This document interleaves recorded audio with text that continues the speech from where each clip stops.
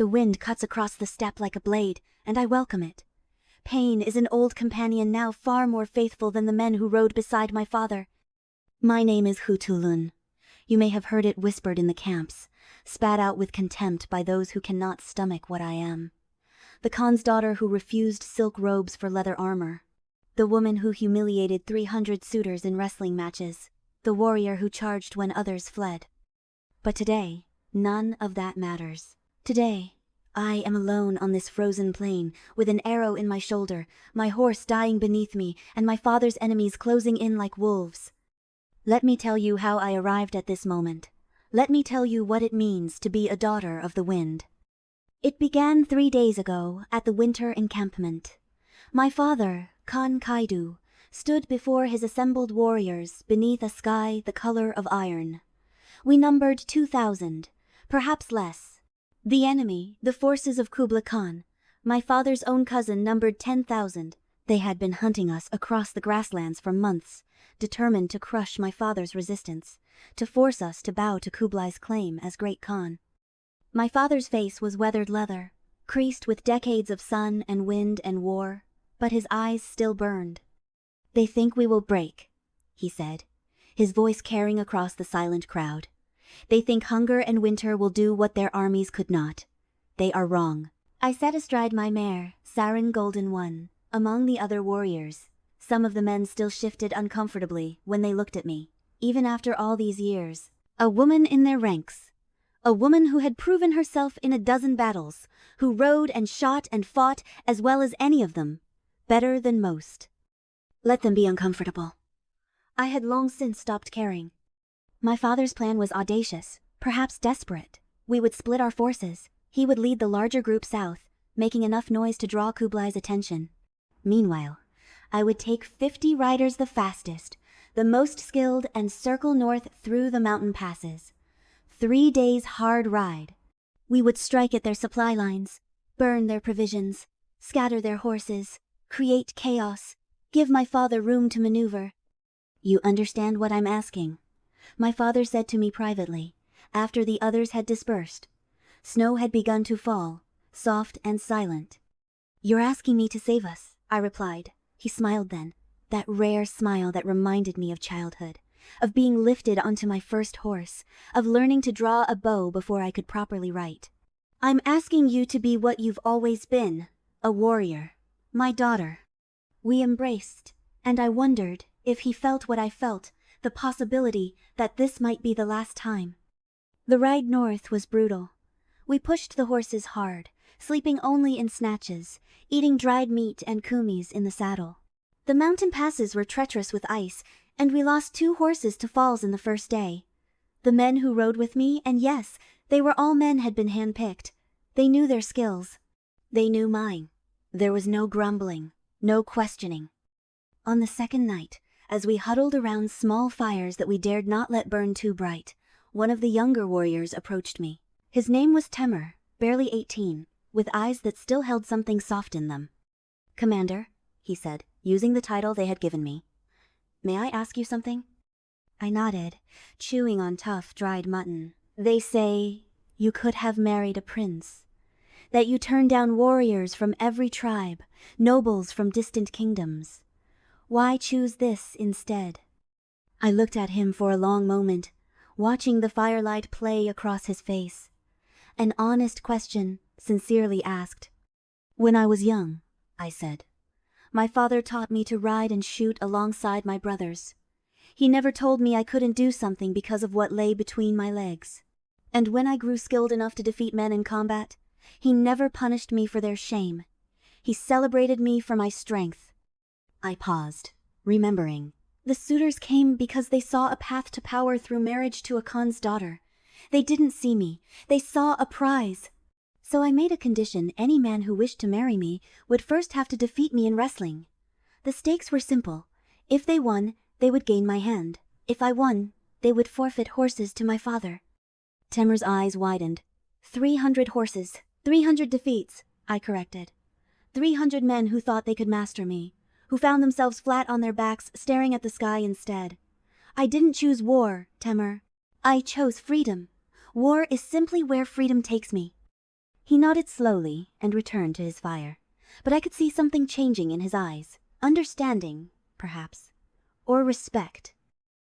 We reached Kublai's supply lines on the third day, just before dawn. The camp sprawled across a river valley, wagons, horses, supplies enough to feed an army through winter. Guards?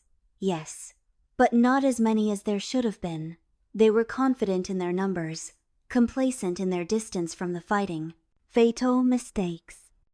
We struck like lightning, like the wrath of the eternal sky itself. Fire arrows into the supply wagons, screaming charges through their horse lines, scattering animals in every direction. We moved fast, struck hard, gave them no time to organize. The snow turned orange with flame, black with smoke. The screams of confusion and panic were music. It should have been perfect. But someone had talked, or someone had guessed, or the spirits simply decided to test me. As we wheeled to make our escape, a horn sounded not from the camp, but from the hills to our east. Reinforcements. A full company of Kublai's heavy cavalry, perhaps 300 strong, positioned exactly where they could cut off our retreat. A trap. We had walked into a trap. "Ride!" I screamed. "North! Follow the river!" We scattered like sparrows before a hawk, each warrior seeking survival in speed and the confusion of smoke. The heavy cavalry pounded after us, their larger horses powerful but slower than our steppe ponies. In open ground, we could have outrun them. But the river valley was narrow here, rocky, with cliffs on either side that funneled us forward. I rode at the rear, as any commander should, watching my warriors stream ahead. Arrows began to fall. I heard the scream of a horse, saw one of my men tumble and roll. Then another. Temir's horse stumbled, and he went down hard. He tried to rise, dazed, as the cavalry closed in. I didn't think. I wheeled Saren around and charged back, loosing arrows as I rode. 2 enemy warriors fell. A third. I reached Temir, extended my arm, and he grasped it. With strength born from years of wrestling men twice my size, I hauled him up behind me. That's when the arrow hit. It punched into my left shoulder, through the leather armor, burying deep. The pain was immediate, and absolute white fire that stole my breath. I nearly lost my seat, would have fallen if Temir hadn't grabbed me. Saren ran. My beautiful golden mare ran like she was born from the wind itself, carrying both of us away from death. The world became a blur of pain and snow and the thunder of hooves. Time lost meaning. When I could think again, we were alone. The sounds of pursuit had faded. We had escaped, somehow, but at what cost? That was yesterday. Now Temir is dead. He lasted through the night, helped me bind my wound, scouted our position, but when he went to find water this morning, he didn't return. I found his body an hour later, throat cut, the snow around him stained red. A patrol, probably. Small mercy that they killed him quickly. I took his weapons, said the prayers for his spirit, and kept moving. But Saran is failing.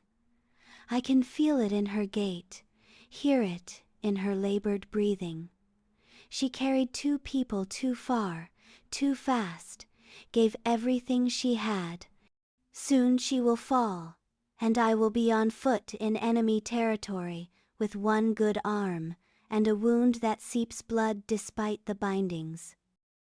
I should be afraid. Perhaps I am, beneath the pain and exhaustion. But stronger than fear is something else, a fierce, burning pride. I did what was asked of me. I struck the blow. Whether my father can capitalize on it, whether any of my warriors made it back to tell the tale, I cannot know. But I did not break. I did not bow. The wind picks up, howling across the steppe with a voice like the ancestors singing. Saran stumbles, catches herself, stumbles again. I slide from her back, legs barely holding me.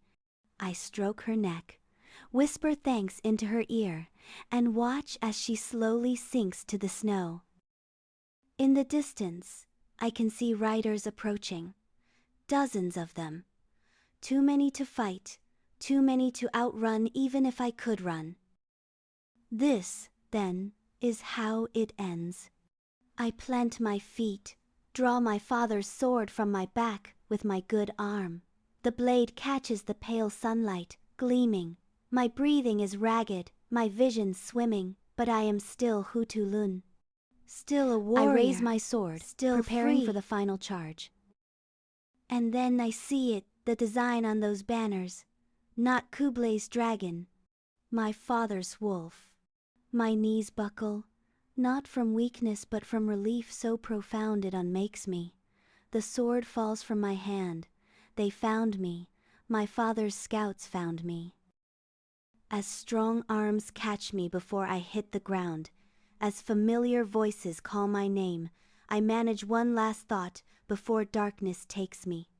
I did not break. I am my father's daughter. I am Khutulun.